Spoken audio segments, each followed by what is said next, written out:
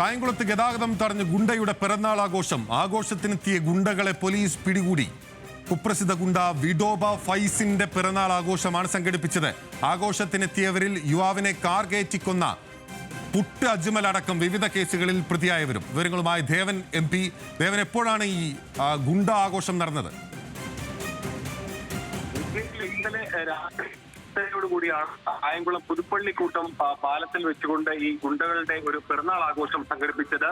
ഇതിന് നേതൃത്വം നൽകിയത് കുപ്രസിദ്ധ ഗുണ്ട വിഡോബ ഫൈസൽ എന്ന് പറയുന്ന നിരവധി ക്രിമിനൽ കേസുകളിൽ പ്രതിയായിട്ടുള്ള ഒരു ഗുണ്ടയാണ്. ഇദ്ദേഹത്തിനൊപ്പം മറ്റ് കേസുകളിൽ പ്രതിയായിട്ടുള്ള ആലപ്പുഴയിലടക്കം വിവിധ കേസുകളിൽ പ്രതികളായിട്ടുള്ള നിരവധി ഗുണ്ടകളും ഈ ഒരു പിറന്നാൾ ആഘോഷത്തിനായി എത്തിയിരുന്നു. ഇതിന്റെ വിവരം ലഭ്യമായതിനെ തുടർന്ന് കായംകുളം DYSPയുടെ നേതൃത്വത്തിലുള്ള പോലീസ് സംഘം സംഭവ സ്ഥലത്ത് എത്തുകയും ഇവരെ കസ്റ്റഡിയിലെടുക്കുകയുമായിരുന്നു.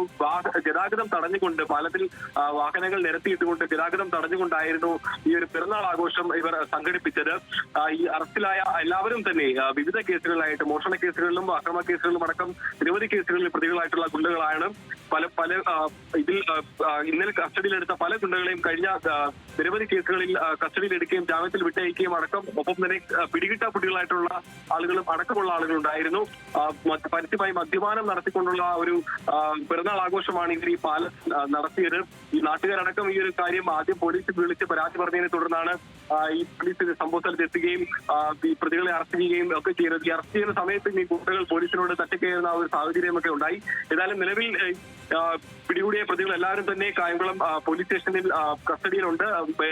തുടർ നടപടികളുമായി ഇനി കായംകുളം പോലീസ് മുന്നോട്ട് പോകുന്നതായിരിക്കും. ഓക്കെ, വ്യക്തമാണ്. ദേവൻ MP ആണ് വിവരങ്ങൾ നൽകിയത്. കായംകുളത്ത് ഗതാഗതം തടഞ്ഞാണ് ഗുണ്ടയുടെ പിറന്നാൾ ആഘോഷം നടത്തിയത്.